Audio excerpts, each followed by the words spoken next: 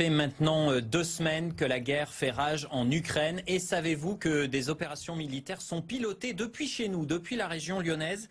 C'est de la base du Mont Verdun que sont dirigées les missions de défense aérienne menées par l'OTAN. Et ce, depuis le tout premier jour du conflit.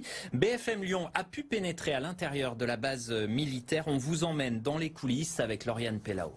Une situation de crise gérée dans le plus grand calme.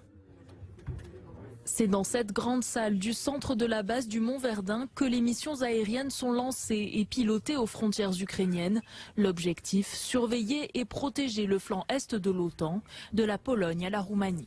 Dès le 24 février, nous avons été en mesure de faire décoller sur ordre du niveau stratégique nos aéronefs pour assurer des missions de défense aérienne purement défensive afin de rassurer, comme je l'ai dit, les pays de l'OTAN. Préparation des missions et de la stratégie, transmission des ordres aux unités sur le terrain, conduite des opérations, un travail que les équipes effectuent 24 heures sur 24, 7 jours sur 7. C'est ce pourquoi on est préparé. Il y a toujours une petite phase d'incertitude, en particulier lors des missions du 24 février, parce qu'on ne connaît pas quelles sont les réactions que peuvent avoir en particulier les Russes vis-à-vis de nos aéronefs. Toujours sur le même site, rendez-vous cette fois-ci sous terre. Un couloir de 400 mètres de long nous amène au Centre national des opérations aériennes.